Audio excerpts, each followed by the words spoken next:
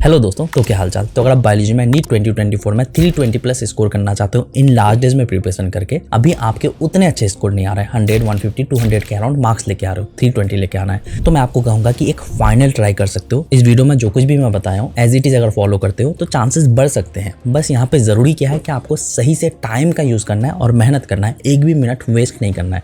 तो कैसे क्या करना है, चलो उसके बारे में बात करता हूँ। तो सबसे पहले अगर आप 100 से लेकर 200 मार्क्स के अराउंड लेके आ रहे हो, इतने में अटके पड़े हो, 320 प्लस का टारगेट है, तो सबसे पहले तो आप रीजन देखो कि आपके इतने कम मार्क्स आ क्यों रहे हैं। अगर आपने अच्छे से सिलेबस कंप्लीट कर रखा है फिर भी, तो सबसे पहले तो आपको रीजन ढूंढना जरूरी है। और रीजन की अगर मैं बात करूं, जो अक्सर मैं मैक्सिमम स्टूडेंट के अंदर देखता हूं वो होता है सिली मिस्टेक, यानी कि क्वेश्चंस को सॉल्व करते वक्त अक्सर गलतियां करते हैं जबकि वो क्वेश्चन आराम से सॉल्व कर सकता था। तो एग्जाम्पल के तौर पर एक क्वेश्चन से आपको समझाता हूं। कई बार ना क्वेश्चन में आपका यहाँ पे नॉट दिया हुआ रहता है, तो कई बार इस नॉट को हम लोग इग्नोर करके बाकी क्वेश्चन को पढ़ लेते हैं और उससे रिलेटेड हम लोग आंसर दे देते हैं। तो इस वजह से क्या हो जाता है, आंसर गलत, तो सिली मिस्टेक हो गया। और उसके साथ बहुत सारे क्वेश्चन के ऑप्शन जो ऑलमोस्ट सिमिलर टाइप के होते हैं, तो सिमिलर होने की वजह से कई बार कंफ्यूजन होता है कि ये आंसर होगा कि ये आंसर होगा। तो ऐसे भी गलतियां करते हैं जिस वजह से मार्क्स कट जाते हैं। तो इसलिए आपको इस तरह के मिस्टेक्स को अवॉइड करना जरूरी है। इसके लिए आपको सिंपली करना क्या है, जब भी आप क्वेश्चन सॉल्व करने जाओ, क्वेश्चंस को ना आप अच्छे से रीडिंग मारो, 2 बार कम से कम रीडिंग मारो, क्वेश्चन में क्या पूछा गया वो समझो।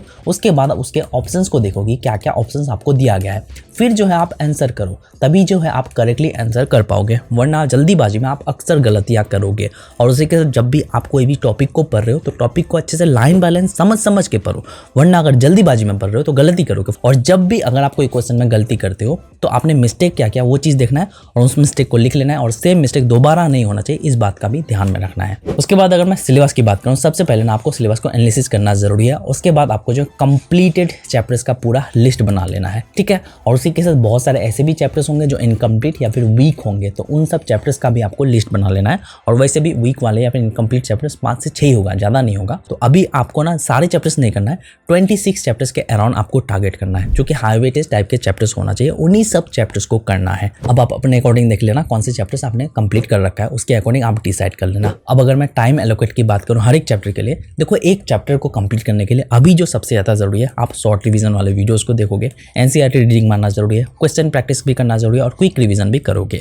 इन सब के लिए आपको 2 आवर्स के अराउंड ही देना है, उससे ज़्यादा बिल्कुल नहीं देना है। यहाँ पे आप थोड़ा टाइम सेव कर सकते हो शॉर्ट रिवीजन वाले वीडियोस को स्पीड में देख के। एनसीईआरटी अगर आपने पहले अच्छे से रीडिंग मार रखा है तो दूसरी बार तीसरी बार रीडिंग मारने में उतना ज़्यादा टाइम नहीं लगेगा। उसके बाद क्वेश्चन प्रैक्टिस में भी आपको क्वेश्चन सॉल्व नहीं करने बैठना है, क्वेश्चन को पढ़ो, ऑप्शन देखो कौन सा आंसर हो सकता है, आंसर देख के आगे बढ़ जाओ। और उसी के साथ अगर आप कोई क्वेश्चन का आंसर नहीं कर पा रहे हो तो उसका सॉल्यूशन देखो, आंसर देखो, आगे बढ़ जाओ। उसके बाद जो क्विक रिवीजन में आपको 8 से 10 मिनट लग सकता है, ज़्यादा नहीं लेगा। तो कुछ इस तरह से आपको 2 घंटे के अंदर सब कुछ कंप्लीट कर लेना है। हर एक चैप्टर के लिए आप टाइम एलोकेट कर लेना कि किस चैप्टर में कितना टाइम देने की जरूरत है। उसके बाद अगर मैं बात करूं अप्रोच के बारे में करेक्ट, तो सबसे पहले मैं बात करता हूं कंप्लीटेड चैप्टर्स के बारे में। देखो सबसे पहले आपको शॉर्ट रिवीजन वाले वीडियोस देखने हैं, जो कि आप ऑब्वियसली स्पीड में देखोगे। उसके बाद आप एनसीईआरटी रीडिंग मारोगे। उसके बाद आप करोगे क्वेश्चन प्रैक्टिस, जो कि आप कोई भी क्वेश्चन बैंक से कर सकते हो, बट हाई क्वालिटी क्वेश्चंस होना चाहिए। उसके बाद आप करोगे क्विक रिवीजन। क्विक रिवीजन 8 से 10 मिनट में हो जाएगा। ये करने के बाद आप फ्री टाइम में जो है इंपॉर्टेंट क्वेश्चंस को देख सकते हो, यानी कि यूट्यूब में बहुत सारे इंपॉर्टेंट क्वेश्चंस आपको सजेशन मिल जाएगा। तो उन्हीं सब क्वेश्चंस को आप फ्री टाइम में बैठे हुए हो आप यूट्यूब में लगा दोगे और 2x स्पीड में देखना है। क्वेश्चंस को देखना है कौन से क्वेश्चंस का आंसर कर पा रहे हो, ठीक है। जब भी कोई भी क्वेश्चन देख के आपको लग रहा है कि इसका आंसर क्या होगा, उसके बाद उसको स्किप कर दो, नेक्स्ट क्वेश्चन की तरफ बढ़ जाओ। यहाँ पे वीडियो के पीछे जरा सा भी टाइम वेस्ट नहीं करना है, और जो क्वेश्चन सॉल्व नहीं कर पा रहे हो उसका एक्सप्लेनेशन देख के अच्छे से समझ सकते हो। और इनकम्प्लीट चैप्टर या फिर वीक चैप्टर के लिए आपको सिंपली करना क्या है, सबसे पहले तो लेक्चर देखने की जरूरत पड़ सकती है। उसके बाद आपको एनसीईआरटी रीडिंग मारना है, या फिर लेक्चर देखने के दौरान ही आप एनसीईआरटी को पढ़ सकते हो। उसके बाद आप करोगे क्वेश्चन प्रैक्टिस, जो कि हाई क्वालिटी वाले क्वेश्चन होना चाहिए। फिर आप करोगे शॉर्ट रिवीजन वाले वीडियो को देखोगे, जो कि स्पीड में देखोगे। उसके बाद आप करोगे इंपॉर्टेंट क्वेश्चन को प्रैक्टिस। फिर आप क्विक रिवीजन करोगे रात को सोने से पहले। और शॉर्ट रिवीजन के लिए आप केवी एजुकेशन चैनल को देख सकते हो, जिससे आपका काफी ज्यादा टाइम बच जाएगा। तो नीट एग्जाम के लिए बहुत सारे वीडियोस मेरे चैनल पे मिल जाएगा, जाके चेकआउट कर सकते हो। तो बस मिलते हैं नेक्स्ट वीडियो के साथ। Thank you.